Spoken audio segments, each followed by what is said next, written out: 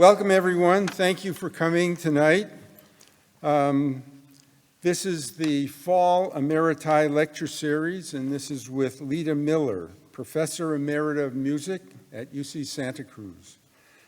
I'm Eli Silver. I'm President of the Emeriti Association, and Leta is Vice President of the Emeriti Association. The lecture happens twice a year. It's a collaboration between the Emeriti Association and the Chancellor's Office. And the function is to highlight the many contributions that Emeriti make to research, teaching, philanthropy well after their retirement. The title of tonight's lecture is Black Musicians Fight for Labor Equality. After the talk, there will be time for questions, followed by refreshments in the back. I'd like to thank Chancellor Larive for supporting this series. And the lecture is being recorded to be made available on the Emeriti Association's YouTube channel. And it's also being viewed on Zoom. Now I'd like to invite Amy Beal, who's the chair of the music department at UC Santa Cruz, to introduce Leta.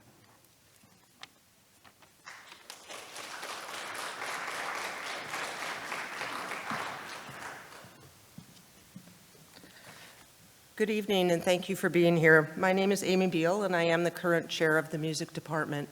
And it is my honor to have been asked to introduce my colleague of nearly 25 years tonight, Professor Leta Miller. As a historical musicologist, Leta has created an impressive body of scholarly work ranging from books and articles, critical scholarly editions of Renaissance, Baroque, and 20th and 21st century music, liner notes, program notes, encyclopedia articles, and reviews. Topics of her research have ranged from 16th century French songs, the topic of her Stanford PhD thesis, to local experimental composer Lou Harrison, to John Cage and his percussion ensembles of the 1930s, to the musical philanthropy of Phoebe Hearst, to music and politics in San Francisco from the 1906 earthquake until World War II, to living composers Aaron J. Kernis and Chen Yi, and most recently to the struggle to form Black musicians' unions, about which she will be speaking tonight.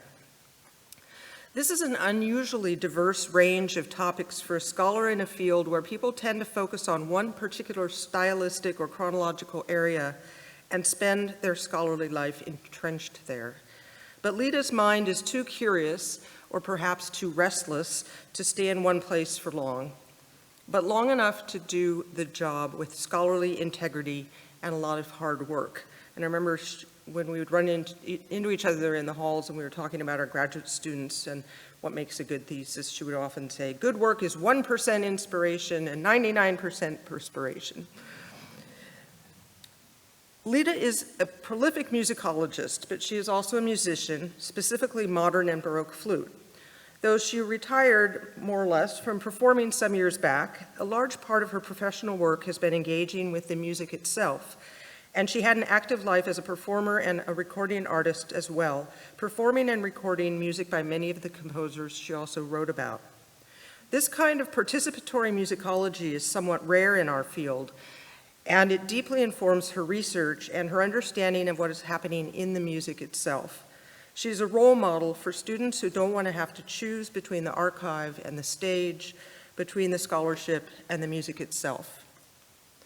Her service to the profession of musicology is impressive, and she is active in leadership positions in the American Musicological Society and the Society for American Music, and she served as editor to that society's flagship Journal of the Society for American Music for several years. Her service to our campus has also been extraordinary, as she has served as chair of the music department, dean of the arts, and chair of CAP, and many, many, many more. She actually chaired the search committee that hired me in 2001, and I'll just tell you a couple of anecdotes about that. At the time, I was living in Maine, and there was a blizzard right before I was supposed to fly out here for my interview, and I was sort of in a panic about what to do, and I called up Leta and said, I don't think I can come. There's this huge blizzard. I can't get to Portland to the airport. And she said, you have to come. Everything is all arranged. You have to be here. We've got a schedule. And I thought, wow, this woman is determined.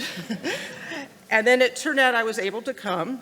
And I, let the department know I was coming. And I was going to fly to San Jose and rent a car. I was going to arrive at night, drive over to Santa Cruz. And I got this long email from Leta telling me how dangerous Highway 17 was. And she said, it's really windy, it's really steep, people drive like crazy, just get in the right lane and stay there.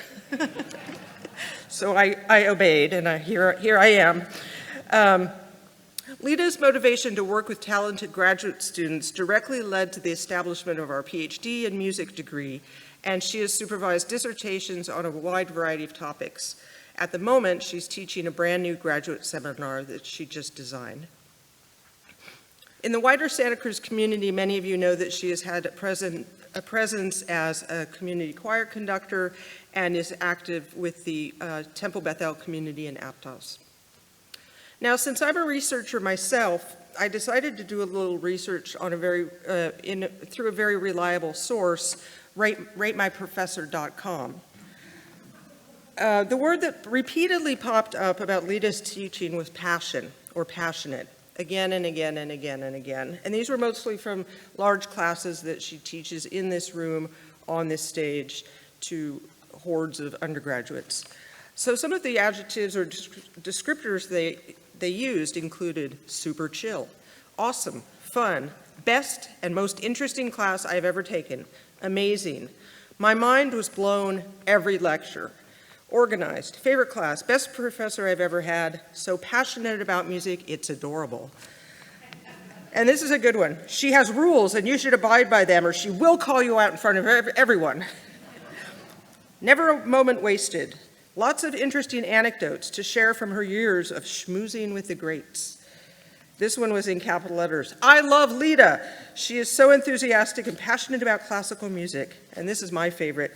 Leta's enthusiasm for classical music was so infectious that I started listening to Handel, Bartók, and Schoenberg. Well done. Leta is a veritable font of knowledge and a pleasure and honor to work with. She is an inspiration to push oneself. She is an animated professor. Leta is super cute and very passionate about music. Leta is extremely passionate about what she teaches, that it becomes motivating for us to learn the material. Leta is an intense and devoted teacher who expects a lot from her students and helps us to meet her high standards. Fair praise indeed. Leta was hired at UCSC as a part-time lecturer in 1978 and was converted to assistant professor in 1987, quickly working her way up to full professor in just 6 years. She was and remains a devoted teacher. One of my fondest memories of Leta as a teacher of undergraduates is walking through the music center during the quarters when she was teaching a core music course called 101A, which covers early music prior to the classical era. Looking out the windows of the music center, I would see Leta on the downstairs courtyard down here with 20 or more students surrounding her while she taught them Renaissance and Baroque dance steps. We don't usually think of hands-on learning as something that can be achieved in a history course about centuries-old subjects, but she wrangled the students out of the classroom, brought the old dances to life, and gave her class a direct experience with the music they were studying. I found this inspiring. It has been an honor to have her as my colleague and friend for all of these years, and I'm looking forward to her lecture. So please help me welcome Leta Miller.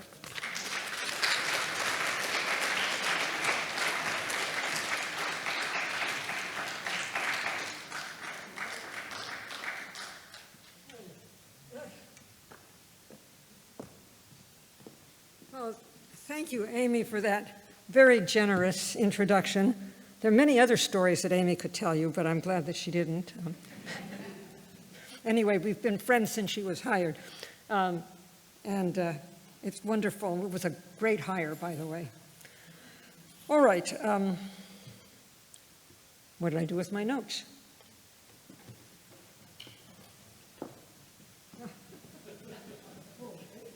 Good start. So this is the cover of the, before I start with the substance, first of all, I'm really honored to be chosen as to speak tonight, and I'm very grateful to the Emeriti Association and to Eli Silver in particular for asking me to speak. I'm also grateful to the Emeriti Association for a grant that they gave me called the Dixon Award, which allowed me to travel to various archives, and resulting in this book, which was published this year, 2024, and it's the culmination of about 6 years of research and writing. I owe a debt to many interviewees, and also to the American Federation of Music, which was really, whose members were really cooperative. Today I'm going to give you a small taste of the contents. The book is an outgrowth of previous research, especially my book, Music and Politics in San Francisco, which was published in 2011. During the research for that book, I met this fellow, Earl Watkins. He unfortunately died of cancer in 2012. And here he is in 1952, at the height of his career. So Watkins told me about racially segregated union locals in San Francisco, and particularly about a lawsuit that the black local initiated against the white local. But he didn't have any documents, and he only had vague memories of approximately the date. And subsequently, I managed to locate this document, which I'll talk to you about later, but it is the Superior Court record of action that describes this lawsuit. So first, however, let me give you some background about segregated locals in the American Federation of Musicians, which was founded in 1896 under the aegis of and stimulated by the American Federation of Labor. At the first AFM conference, there were 48 locals, and among them were 2 from St. Louis, Local 2 and Local 44, which was entirely composed of African Americans. Both were organized in the year that the AFM was founded. The Black Union, as you can see on the slide, was called the Great Western Union Colored. And it actually had existed prior to the founding of the American Federation of Musicians. This local actually originated in 1894, and it affiliated directly with the American Federation of Labor before the AFM was founded 2 years later. When it was founded, when the AFM was founded, the St. Louis Black Duke group joined, and they retained their separate status.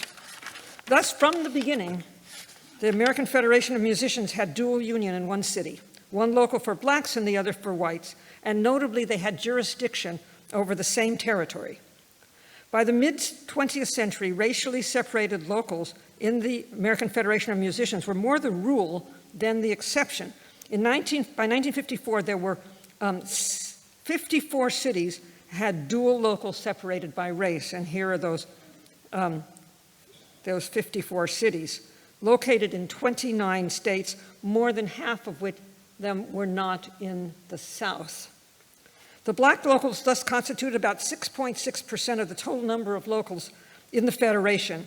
And in all of these cases, the members of the black locals competed directly with those of the white locals in the same territories.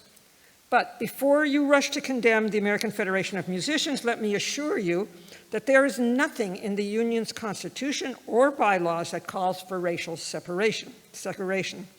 So how did these segregated locals arise? Well, surprisingly, they formed at the request of the black musicians themselves, who felt that they could gain considerable advantages by having their own separate representative organization.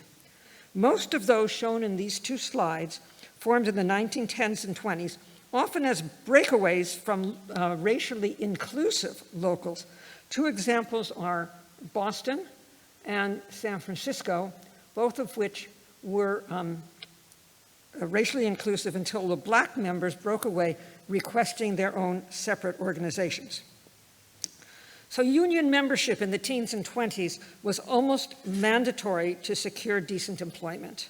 Prior to the Taft-Hartley Act in 1947, which severely curtailed the power of the unions, the American Federation of Musicians was even more powerful than today.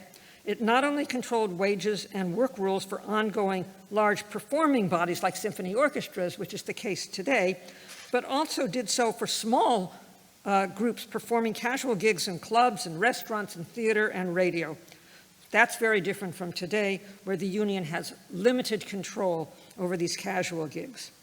In 1929, Anna Green at UC Berkeley wrote an economics thesis about the union, about San Francisco's Local 6, and she said that Local 6 enjoyed practically 100% control over the so-called steady engagements and approximately 90% control over the casual engagements. And she was not exaggerating.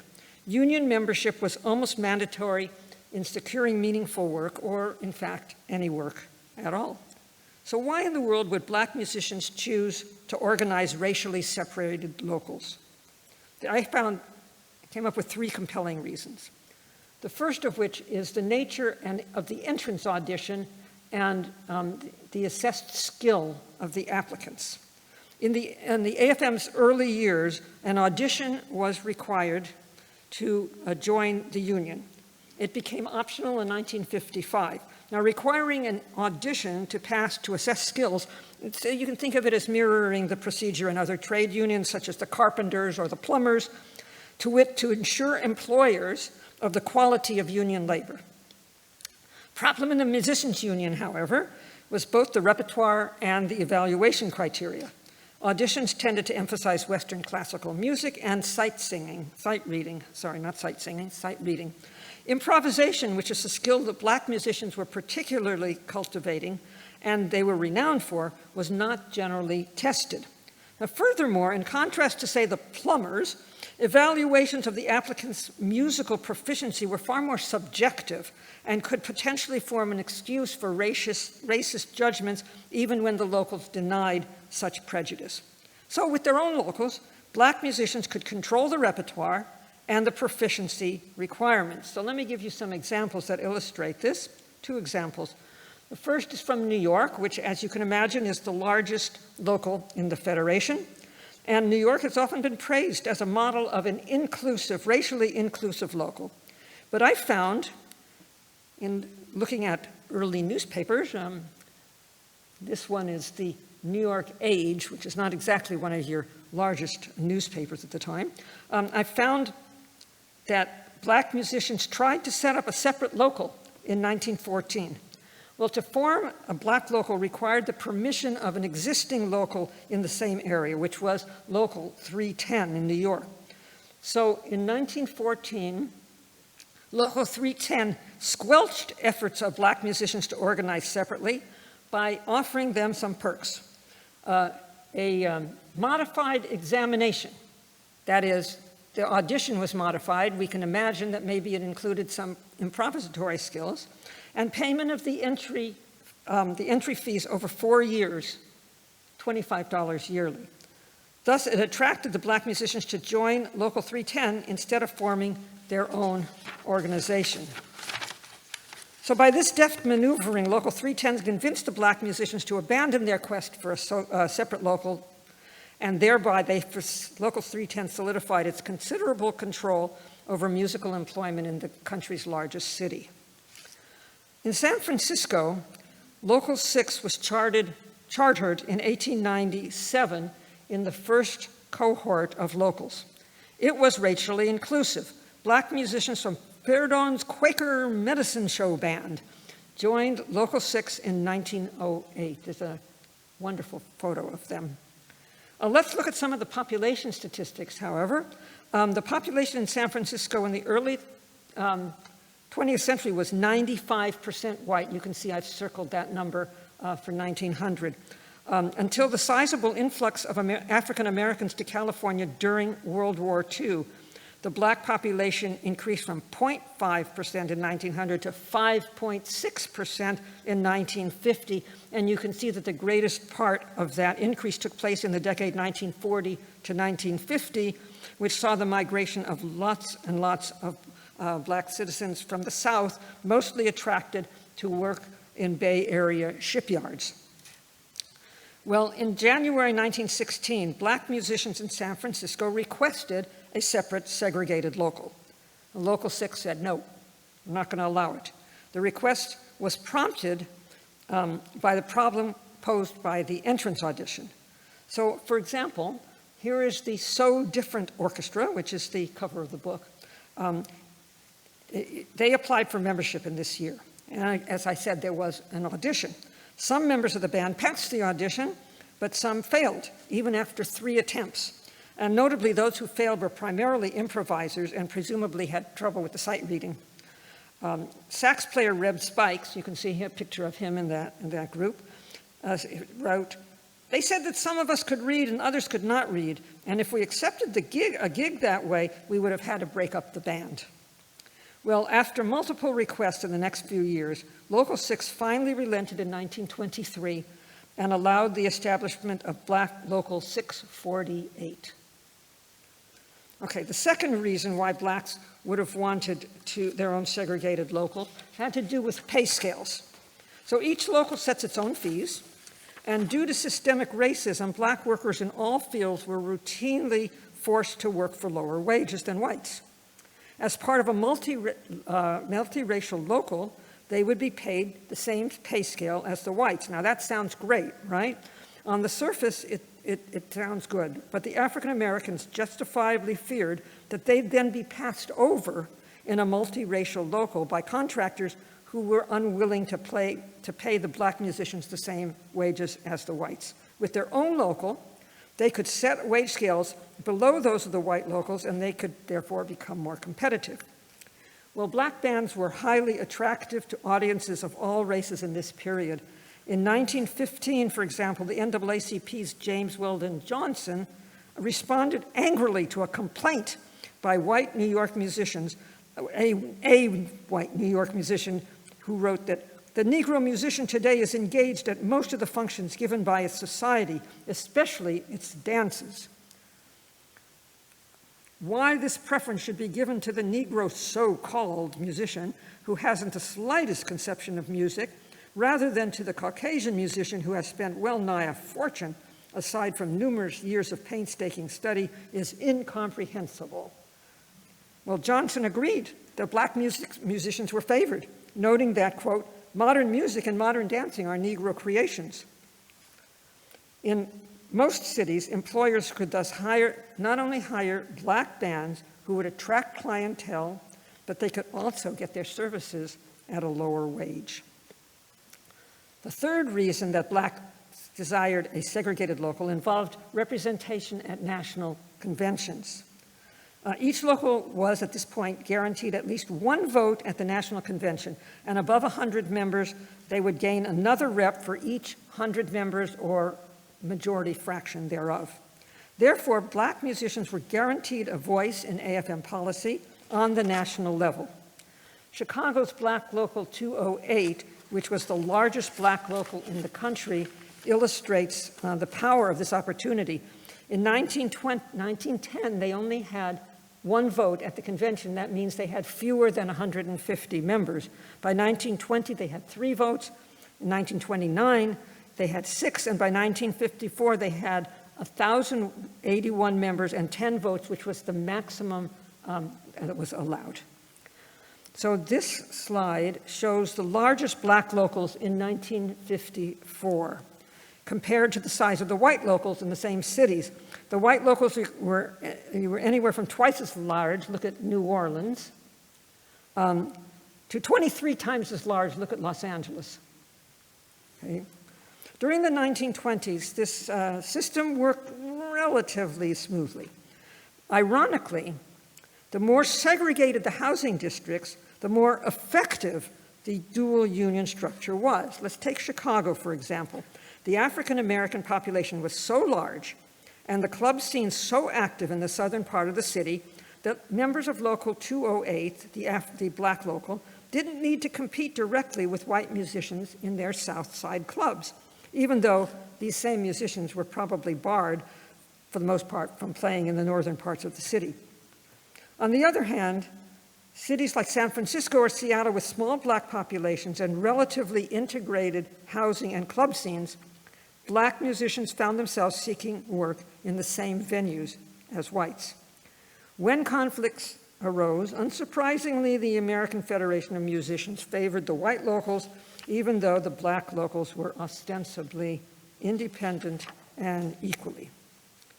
Well, it might be no surprise to you that everything began to fall apart in the 30s during the Great Depression, when unemployment nationwide rose to 25%.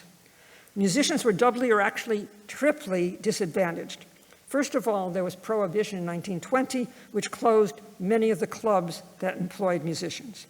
In addition to the Depression in general, and Prohibition in particular, the advent of sound films in the late 20s was devastating for musicians. Silent theater work was lucrative and plentiful before 1929, engaging musicians ranging from single pianists or organists to full orchestras. In 1926, Hugo Riesenfeld, who was managing director of the Rivoli, Rialto, Criterion Theaters in New York, he wrote that, quote, palatial theaters in the larger cities boasted of orchestras of 80 or more players. The larger orchestras typically employed only white musicians, but there was lots of work for everyone. In 1926, about 20,000 musicians were playing nationwide in silent theaters. By 1933, however, 13,000 theaters were showing sound films. And you can look at the statistics in Chicago. Before 1927, 2,000 musicians employed in the theaters, and by 1935, only 125 jobs remained. And the Depression added to this already difficult economic situation, and as whites lost their job, they began to encroach on territories dominated by African Americans. In St. Louis, white bands tried to replace black bands playing on the lucrative riverboat circuit run by the Streckfuss Line. The white St. Louis local filed charges against the black local, leading to the revocation of its charter. The African-American musicians were forced into a subsidiary union whose members paid dues but were deprived of voting rights and representation. Members of Local 44, the Federation's oldest black local, were never given a satisfactory answer as to why their charter was canceled, much less were they granted any opportunity to contest or appeal the AFM's action. Well, there is some speculation, of course, that the black bands had been playing below the scale of white Local 2. Now, of course, each local sets its own pay scale, and white Local 2 was probably being undercut by the black Local 44. Drummer Liz Shaw later said in an interview that Streckfuss asked the unions to accept a concession price, that is, paying lower fee. White Local 2 refused, and Streckfuss replaced the lineup of 3 white bands and 1 black band with 4 black bands. He thinks that's why Local 2 complained to the National and had the black locals charter revoked. In San Francisco, the black local was also made a subsidiary, but the situation was much clearer. It stemmed from a glimmer of hope for nightclub musicians, the repeal of Prohibition in 1933. When it seemed likely that the 21st Amendment would be passed by the states, San Francisco's White Local 6 formed a nightclub committee headed by a guy named Eddie Love. I'm sorry, this is the best picture I could find of the guy. The aim of this nightclub committee was to wrest jobs in the clubs from the popular and more affordable black bands. Eddie Love's nightclub committee adopted an extremely aggressive stance. They managed to get a band, this band here, at the Tip Top Club near Union Square, which was represented by Black Local 648. They managed to get them dismissed and replaced by a white band. And take a good look at the bass player, because we're going to see him later in the talk. Through tough pressure, they also managed to get a band at the Liberty Theater in North Beach fired. Even more ominously, they convinced the Federation to declare the entire Bay Area open only to members of Local 6, thereby closing out black musicians to any union employment in the clubs. And you can see forbidden territory. This thing in red appeared every month in the Local 6 newsletter. Forbidden territory, all speakeasies and nightclubs in the jurisdiction of Local 6, San Francisco, California, are declared forbidden territory to all members of the AF of M other than members of Local Number 6. And that's signed by the national president. That's not the president of Local 6, but Joseph Weber was the overall national president of the American Federation of Musicians. Well, now, normally, forbidden territory restrictions were imposed on a case-by-case basis. When a venue was violating some prohibition, some rule of the American Federation of Musicians. But Local 6 managed to convince the Federation to close off all the clubs in San Francisco area to anyone except Local 6 members, therefore excluding black musicians from any union employment. In response, the members of Black Local 648 filed a suit in the San Francisco Superior Court against the officers of Local 6. This is the record of action of that lawsuit. All the documents from this case have been destroyed, unfortunately, by the San Francisco Superior Court. I think they destroyed all records before 1930, and they didn't see fit to make copies. So this is the only document that they have left. And I had a little trouble finding this. I didn't have the name of either the plaintiff or the defendant. I only had one union against the other union. And so my dear husband and I went up and we looked frantically through a card catalog. Do you guys remember card catalogs? Yeah, we looked through a card catalog and we found a reference. And we found the case number and we got really excited and went up to the desk. Please, can you show us this case? Well, they're all in storage. You'll have to come back next week. Okay, back to Santa Cruz and back to San Francisco next week. And the requested folder was given to me, and it was a 1990s divorce case. Well, it turns out that records before 1930 had been destroyed, and the court reused the case numbers for other cases. They did, however, have this record of action, which tells what happened when. So at first I despaired of finding any more information until I discovered extensive coverage of the lawsuit in The Spokesman, which was a black paper in the city. Shown on the slide is that the case proceeded from August 1934 to October. This is the judge, Lewis Ward, and he seemed to be inclined to rule in favor of the black musicians. And then mysteriously, they dropped the case. So this is the end, the same document. This is just a blow up of the end. And you can see the action is dismissed on October 22nd. No reasons are specified in the record of action, but there's an article in The Spokesman that speculated that the plaintiffs feared a loss of their charter. So here's the excerpt from the Spokesman, the African-American newspaper, and you can read the last part. From authoritative sources, it is learned that a local appealing to a civil court from the decisions of the national body is subject to loss of charter. This, it is believed, is the reason for the sudden dropping of the present case from the calendar. A week later, the secretary of Local 648 appeared at a board meeting of Local 6 to try to mend fences, but it was too late. The National had revoked 648's charter, and in April 1935, Local 6 offered former members of Local 648, who now had no union at all, membership in a subsidiary of Local 6, an offer that the Spokesman called an olive twig. An olive twig. The paper suggested that the former 648 members hold their noses, accept the offer, and work for change from the inside. It would be a quarter century before they could exact that change.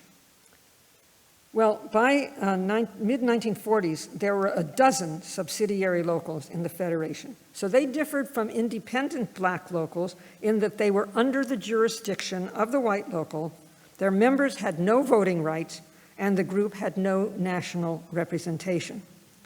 Members of the subsidiaries in some cases fought back, and especially active was drummer Lige Shaw. He traveled to the American Federation of Musician conventions on his own dime for years, and he met with the International Executive Board 3 times, 1935, 1937, and 1939. He wanted the reestablishment of the black local. His requests were denied, but he continued to be a thorn in the side of the organization. Finally, in 1944, the AFM abolished all the subsidiaries. It was a promising, if long overdue, development. And in most cases, the AFM simply formed new black locals. As you can see, here are the 12 subsidiaries, and you can see what happened to them after this ruling in 1944. In most cases, a new black local arose. So a similar situation existed in the Boilermakers Union, which had auxiliary locals that were, they resembled the subsidiaries in the AFM. These members of the auxiliaries were denied voting rights and other rights. So Joseph James, who was an African-American baritone and a welder, was working for Marin Ship in the San Francisco Bay Area. He also starred in some musical productions. Here he is in the Swing Mikado. So this is a black musician in blackface, not an unusual situation at the time. The Swing Mikado was a remake of Gilbert and Sullivan's Mikado with an all-black cast, and it was set in a tropical island. The production had Sullivan's music plus interpolated swing numbers. So James initiated a lawsuit that led to the, here he is without blackface makeup. He introduced a lawsuit that led to a landmark decision by the California Supreme Court in 1944 that forced the abolition of these auxiliaries and mandated racial integration of the Boilermakers. And that set the scene for the similar situation in the music union. The segregated dual local system was becoming untenable by the 1950s. Interracial bands were becoming commonplace. The first one, Benny Goodman, famously brought in Teddy Wilson and Lionel Hampton, and I have a little recording of them. I can get this going. Carnegie Hall. And tonight at Philharmonic Hall, the same great quartet is here, and they're greater and more exciting than ever. Here they are, ladies and gentlemen, getting together and getting it together for the very first time on television. Gene Krupa, Teddy Wilson, Mr. Lionel Hampton, and the king of swing, Mr. Benny Goodman, the original Benny Goodman Quartet.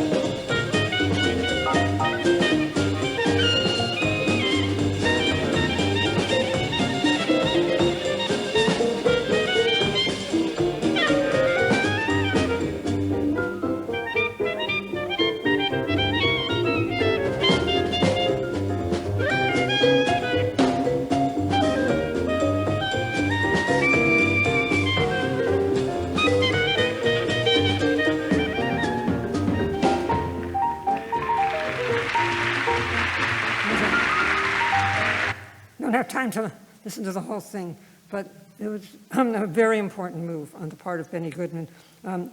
Introduced interracially mixed bands. And whenever you read about history of jazz and the racial issues, this band is highlighted, and Goodman's incorporation of racial difference is praised. So the first merger of black and white locals took place in Los Angeles in 1953. Why my slide is not moving? I don't know. Hold on one second.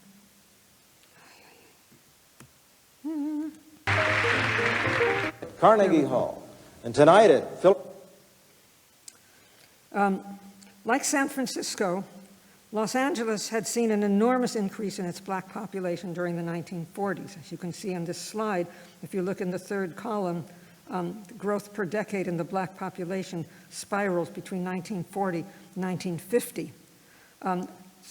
As I say, the first merger of a black local and a white local took place in LA. The leaders of the merger were pianist lawyer Marl Young. He was a pianist, but he was also a lawyer, and he was able to craft the documents that were needed. And many well-known black jazz musicians, such as Buddy Collette, were involved in the negotiations. Let's listen to Buddy Collette a little bit on the sax. So here we go, Jazz by the Bay.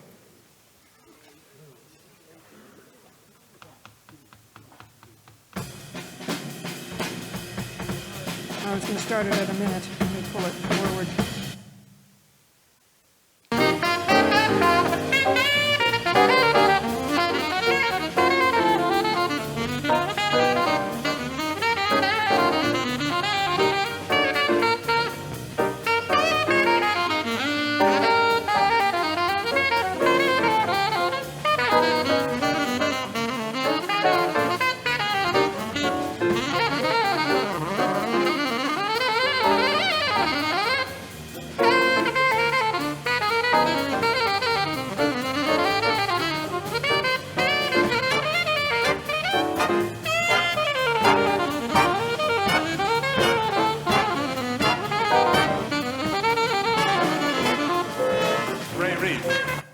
Couldn't find a good place to stop it.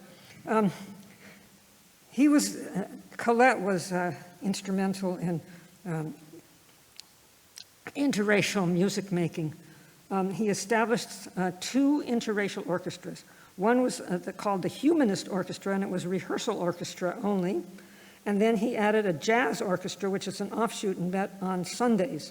Collette talks about these orchestras in about 5 different publications, and he highlights in all cases Josephine Baker. I don't know if any of you heard, I can't quite see you. Any of you heard of Josephine Baker? Yeah, okay, good. She attended a Sunday rehearsal in July of 1951, and she famously, Collette tells this story in about 5 different times. She invited 2 little 8-year-old girls to come up to the stage, a black girl and a white girl, and she leaned down and she whispered to them, and when she got up, the 2 girls embraced and gave each other a big hug. So Collette tells this story several times. Let's see, I think I have, do you want to hear a little of Baker? Let's start it at 8 seconds in.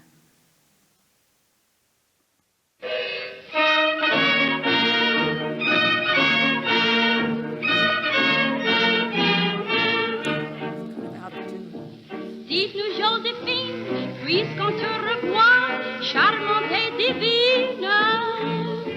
Dites-nous, Joséphine, quel est cet émoi qu'en toi je divine. Quelle joie pour moi de revenir et de retrouver mes souvenirs. Dites-nous, Joséphine, oui, dites-nous pourquoi ton cœur s'illumine. Dites-nous, Joséphine, si comme autrefois Paris te fascine.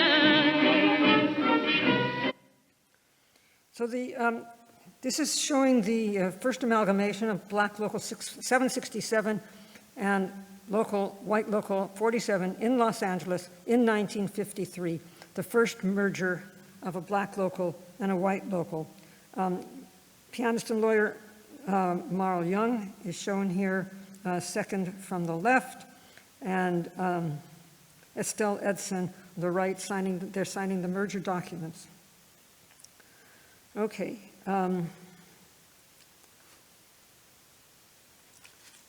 Okay. Actually, the merger was not that difficult. Negotiation details settled on initiation fees and death benefits, and it was really mostly financial matters that they had to settle on. 4 years later, LA's now interracial Local 47 presented a resolution at the National Convention. There were 53 remaining dual locals at this point. The resolution said that they asked for the AFM to state its opposition to segregated locals. You can look at the part I've highlighted in red. To urge dual locals to amalgamate, and to empower the International Executive Board to pursue that end. Sounds good, huh? Then there was an opposing petition, Resolution 34. It was signed by 60 delegates, 56 of whom were representing black locals, surprisingly. Why? Well, many black members feared being buried as a small minority in much larger, predominantly white locals. Some of the black local officers feared losing their prestige and their salaries. As you might guess, the younger members tended to favor merger, and the older ones often opposed it. So the AFM found itself in quite a no-win situation. They could mandate amalgamation, and thus they would be going against the wishes of most of their African-American members. Or they could accede to their wishes and allow segregation to continue. So the Federation chose the first option, and it moved aggressively to ensure that all dual locals would merge. In San Francisco, Black Local 669 did not sign the petition protesting the merger because its members hoped that white Local 6 would absorb them voluntarily. But in 1956, Local 6 blocked that effort. Oh, these are the locals who opposed. These are the black locals who opposed the Resolution 34 that would have mandated amalgamation. And here's the San Francisco Chronicle from 1956 saying that the Musicians Union isn't in tune with history and that Local 6 blocked the merger. They were scolded in the Chronicle. In 1959, 3 years later, California passed a Fair Employment Practices Act, and it mandated the elimination of all segregated locals. Now, just about at this time, 1959, then discussions were underway within the union about how to effect that merger. And Walter Brown, a black guitarist, decided that he wanted to join the union. So he came to the building on Jones Street, where both the black union and the white union had their offices. The black union was on the top floor, the white union was on a lower floor, and he climbed the stairs to sign up with the Black Local 669. The secretary was late, and so Brown went downstairs to feed his parking meter, and on the way back, he ran into Charles Pop Kennedy, who was the president of Local 6. And Kennedy told him that he could join either union. So Brown signed up with Local 6, unknowingly becoming the first black member of that local since 1923. Okay, let's talk about Chicago. Thereafter, independent negotiations for merger took place in 53 remaining dual local cities. In Chicago, the process was quite contentious. In 1963, several hundred members of Black Local 208, which was the largest black local in the country, marched on the headquarters of the giant Local 10 offices. Local 10 was the third largest local in New York. Third largest local in New York, yeah. The third largest local in the country, trailing only New York and the now merged San Francisco locals. Here you can see the number of members. Well, to their surprise, the black members were welcomed as regular members of Local 10. And you can see the article in the Chicago Tribune. A few months earlier, there had been a major fight over a black violinist named Carol Anderson.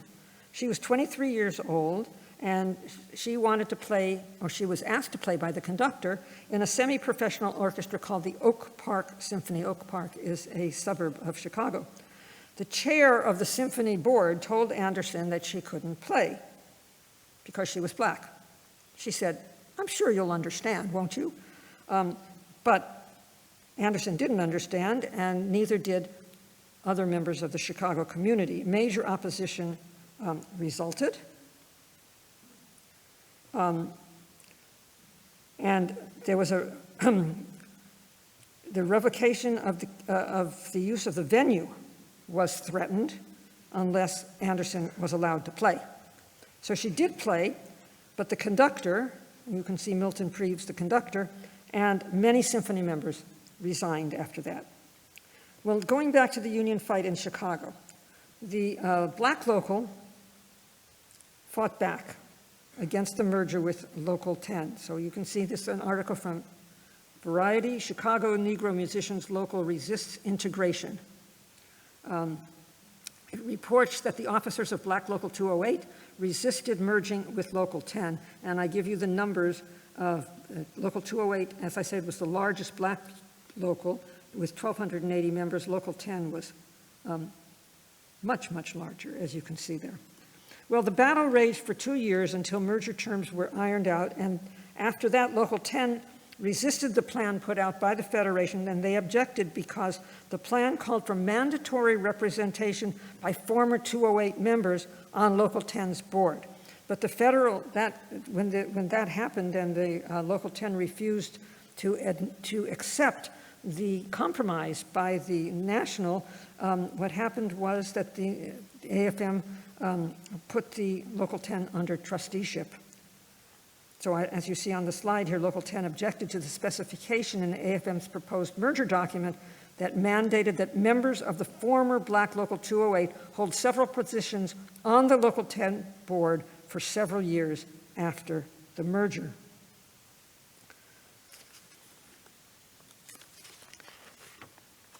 Ultimately, former 208 members were guaranteed representation for a limited period, and it was enshrined in the agreement. The hard-fought Chicago merger formed a model for others, some of which took place peacefully and others under duress. This rare document from in the archives of Tulane shows the vote of the black local in New Orleans, Local 496, and it shows that the black local was opposed to merging with white Local 174, and you can see that there are 15, yes, I think you can read that, 59 against merger, 11 in favor of merger, 1 vote was void, and 3 people abstained. So what happened was the national mandated that they merge. So this is a picture of A. Philip Randolph, who is the most powerful black voice in the American Federation of Labor. How many of you have heard of A. Philip Randolph? Oh, a lot of people. Good, great. He was very, very influential. He eventually became a vice president of the American Federation of Labor. He spoke out strongly against segregated locals, even when black workers were in favor of them. He had, by the way, fought against segregated locals for years and years and years, for decades within the AFL. Most of these locals who wanted separate black unions and who did not, the white unions did not want to accept blacks, many of them were railroad unions. And A. Philip Randolph just fought them at one convention after another for decades. In 1959, he said, to allow unions to maintain Jim Crow locals merely because the members want them would be to say that it would be equally permissible to have communist-dominated unions or unions under gangster influence if the members wanted such unions. So I'll get to the end of the process now.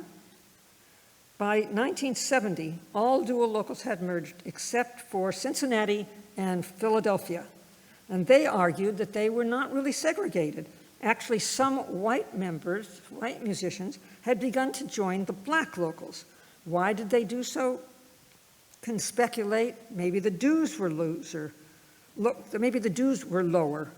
But maybe more importantly, there was probably looser enforcement of the rules against playing with non-union musicians. They probably, in these black locals, didn't enforce that rule as heavily, as strictly as the white union.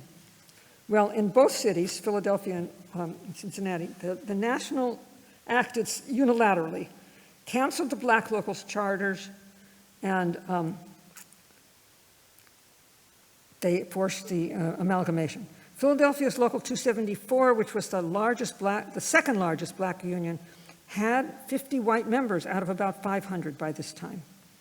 And it decided to challenge the AFM in court, arguing that merger would deprive members of control over their own affairs, force them to give up their meeting house and liquor license, and fail to ensure them a meaningful voice in union affairs. And in 1971, on June 30th, the judge ruled against them and in favor of the Federation, and so Local 274 became the last black local in the Federation. So to conclude, the results of the amalgamation process were decidedly mixed. In Los Angeles, for example, younger members who had lobbied for merger reported concrete benefits. Buddy Collette, that multi-instrumentalist I showed you with the saxophone, but here he is playing the flute, he said that joining forces, quote, began to make better players out of the good players. Plus there's better health and welfare benefits and pension benefits. Shows began to hire people because they were all in the same union. On the other hand, some of the older musicians saw little improvement in their work situation. The dynamic Central Avenue black musical scene in LA had already begun to close down due to relaxation of housing restrictions, leading to the dispersal of the black population throughout the city. Similarly, in other cities. The loss of the clubhouses with their rehearsal spaces and their opportunities for after-hours jamming and lively social events is a recurring theme among the reflections of black musicians in various cities. Plus, the union itself began to lose its grip on casual employment throughout the country. Many young musicians just simply ignored the union and took jobs that increasingly hired non-union personnel. Author George Seltzer, who has documented the process, wrote that blacks were not integrated into the white locals, they were submerged. Few members of former black locals were elected to governing posts. One notable exception is the guy I told you to remember, the bass player I told you to remember from this slide on the left, which is a repeat of one I showed you earlier. Vernon Alley, bass player. He was elected to the Local 6 board in 1963, and in the next two elections, he got more votes than any other candidate. Alley, as you may recall, had been a member of the Barranco band that had been dismissed from work at the Tip Top Club in 1934. And by the way, I should tell you what happened to Secretary Eddie Love, who had been head of Local 6's nightclub committee in the 1930s, and he was the one, the nightclub committee was the one that got these black bands dismissed, as you remember. Well, Eddie Love ended up getting his comeuppance. In the early 1940s, he was appointed as an assistant to the national president of the American Federation of Musicians, and he moved to New York. And soon after he left, Local 6's treasurer discovered that Love had engaged in systematic embezzlement of union funds over the previous 6 years. He lost his national position, he was heavily fined, and he was booted out of the union. Vernon Alley honored and brought into union leadership. He was an exception, however. In general, there were far fewer black faces at national AFM events. In the 1904 convention, there were only 10 black delegates. Thus, in 1977, the convention approved a new resolution aiming to increase black representation. A merged local whose merger was the result of compliance with the civil rights policy of the American Federation of Musicians, shall be entitled to one additional delegate to be elected from the black membership of said local. The AFM has also established a diversity council, headed at first by this guy Otis Ducker from DC. The council presents awards in 3 categories: the Charles McDaniel Youth Award, the Charles Walton Diversity Advocate Award, and the President's Award. This committee is now headed by percussionist Lovie Smith Wright from Houston. So in summary, in the early part of the century, mono-ethnic locals requested by black musicians nurtured them, both practically and psychologically. And here's an interesting quote by UCSC professor David Anthony. He says, mono-ethnic aggregations, while they may often respond to patterns of formal structural exclusion, frequently result from positive determination. The system worked reasonably well for a time, providing job opportunities for members as well as bonds of musical fellowship and collaboration. The AFM's approval of the segregated locals in the teens and 20s was actually the progressive stance at the time of their formation, because it was honoring the wishes of the black musicians. As jurisdictional disputes became ever more common, however, in the 30s and beyond, and as the pressure mounted in society at large to dismantle racial segregation, black musicians feared, with justification as it turned out, the loss of their influence in the national decision-making process, as well as the possibility of economic damage through their submersion within the white majority. So the merger process proved painful both for the AFM and for many black musicians. But looking back from the vantage point of more than half a century, it really appears to have been almost inevitable. The arc of history was bending, as to quote a famous quote, however slowly, toward interracial linkage. But those very linkages threatened to submerge artistic differences. The task at hand was, and still is, to honor difference and highlight individuality while at the same time promote unification, not just of locals within a labor organization, but also of diverse cultural expressions and their realization. That task continues to challenge us today. Thank you.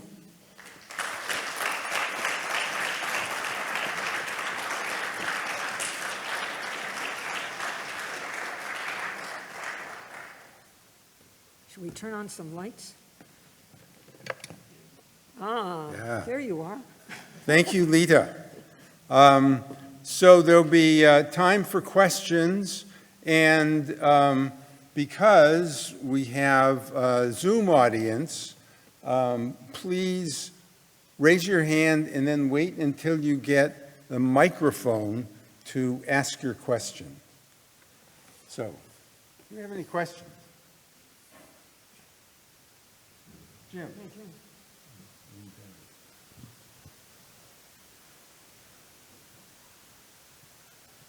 So bring us up to date. What is the AFM like now? And has its role in musical organizations grown or shrunk since all that? Yeah. The AFM, I think as I said near the beginning of the talk, no longer really has much control over small ensembles in clubs. And you're supposed to, if you're getting paid, join the AFM, but they really can't enforce it very much for casual gigs and small ensembles. They still are very powerful with the large performing organizations, symphony and opera, very, very powerful. Yes, for example, they have rules about how long a rehearsal can go on, which is, you can't just run over time. And those, they are enforced. I remember watching a rehearsal, my daughter conducting, and when it was about 2 minutes before the end of the rehearsal time, an AFM member came up from the audience and stood behind the second violins and looked at the conductor. And when it was the time, because if you went even 30 seconds over, you paid for 15 minutes. And that's a union rule. Yep. So there was another part to your question. Wait, but there was another part to Jim's question. What was the other part of it? I don't remember. Okay. Barry. You mentioned that early on they wanted to stay separate because they felt they wouldn't get the jobs. They would not be paid as black musicians. So after the merger occurred, did they succeed financially in getting jobs at the same rate as the white musicians? Yeah, we're talking historically now, right? When the black, what did I say? Early on, if you're in the same local, everybody in the same local is paid the same amount. Okay? And so if a contractor wants to hire some union musicians, and the local sets the rate. The rate in Santa Cruz is much different from the rate in San Francisco, for example. But each local sets the rate, but it's the same for everybody in the local. So the black musicians were afraid that if they had to be paid the same as the white musicians, that they would be overlooked by the contractors. Is that your question? When they merged, everybody in the local is paid the same. But did they get the jobs? Oh, yeah. I mean, but this is also, we're talking decades of change. So, yes, I think that, I think there's still some complaints about racism. We haven't conquered racism in this country by a long shot. And there are still some complaints, but yeah, I mean, I can't say for sure what happened in every case, but it's moving it moved significantly in the direction of equality. Yeah. Next, there was another. There's a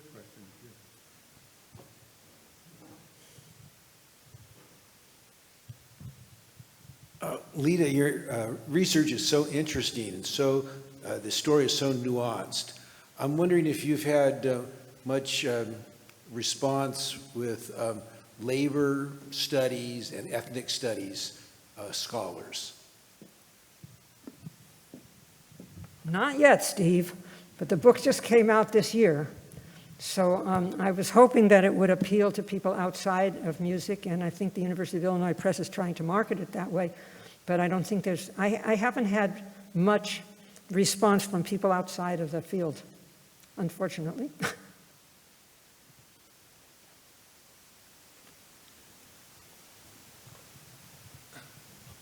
Leta, the stories you were telling, especially from the 30s and 40s, the range of musics represented or ranged from classical to jazz to swing, right? Yep. But I'm wondering whether around the edges of all that, of course, music doesn't stay put in its categories, and there's always crossover into other musical genres. I'm wondering whether any American roots music or country music, or later on rockabilly and rock, start to come in, and how the presence of those musics and in the venues where these musicians were playing either did or didn't alter the story. Well, early on, before Taft-Hartley, the union had a lot of control. But after that, the union control went down precipitously, and small ensembles were really, a lot of them were non-union. So they really lost that clout after the Taft-Hartley. So, yeah, I mean, now supposedly if you're being paid, you should be a member of the union, but who's going to enforce that? Large organizations definitely do enforce it. I mean, you can't go play in the San Francisco Symphony unless you're a member of the union, right?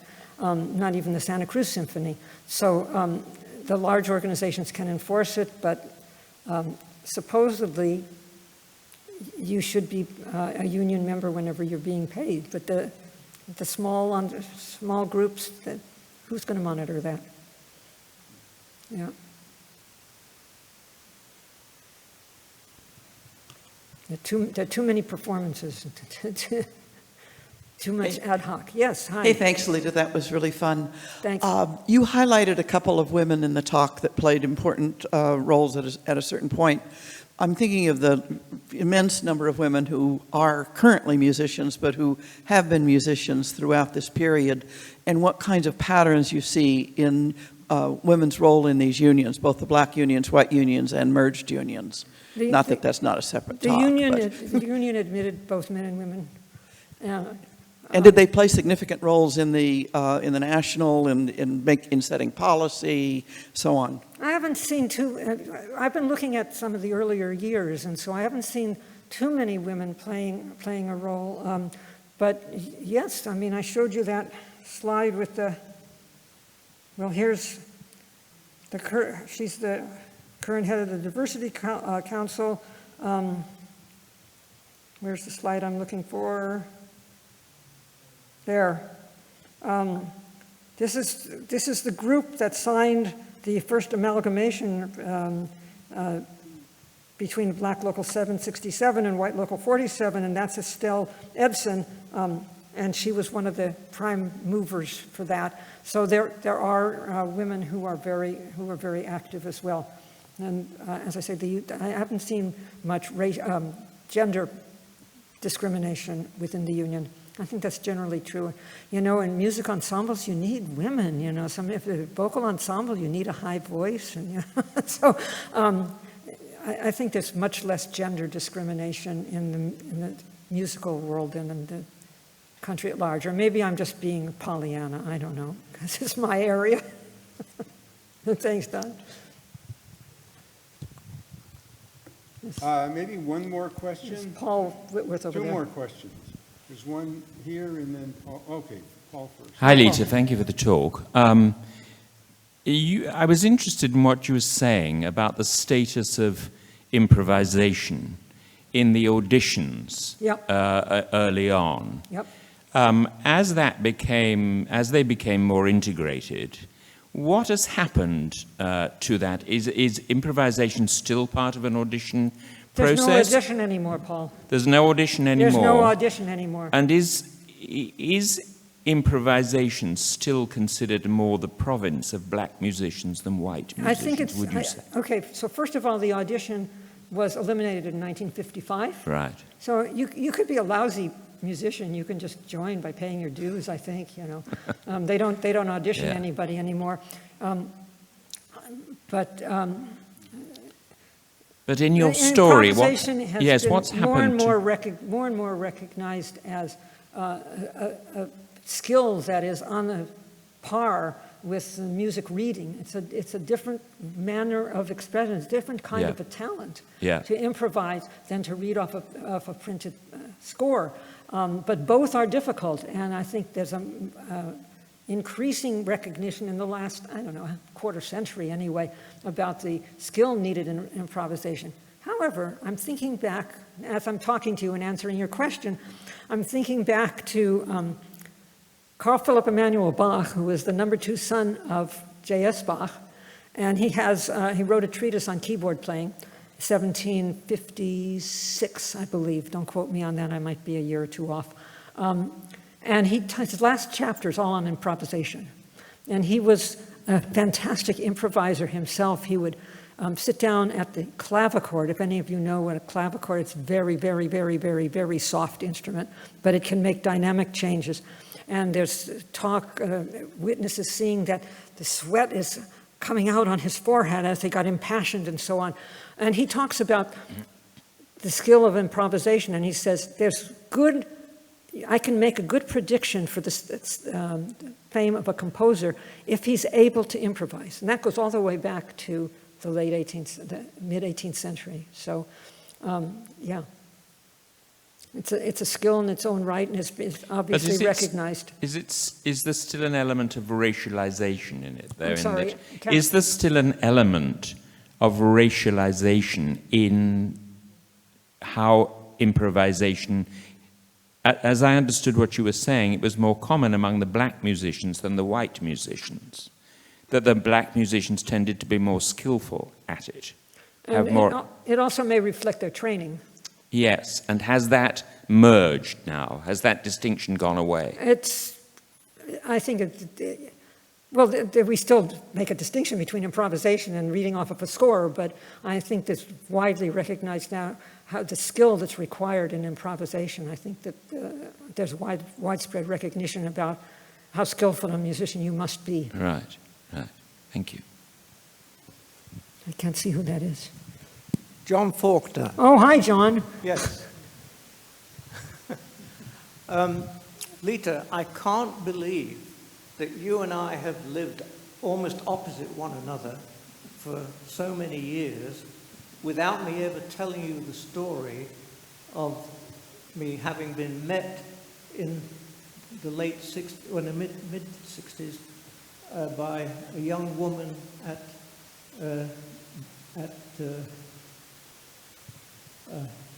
Boston. And the next night, walking hand in hand on Boylston Street, is it?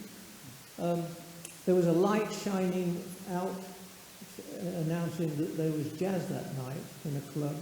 We went down there. It took some time before the barman even showed up.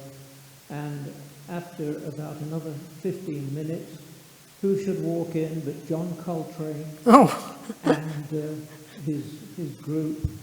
And they had a small stage in a corner, and for 3/4 of an hour, we were treated to, we were the entire audience until the next person walked down there. And Coltrane was dead within a year. I didn't catch where this took place, John. In Boston. In Boston? Yes. Yeah, great. Thank you. Okay. All right. Well, thank you. Thank you so much. And I just have one more thing. Leta has a few of her books here, so if anybody wants to buy them, we'll have them up with refreshments on the top of the stairs. And these are $25. Thank you. Thank you. Thank you for having me. Thank you. Yeah.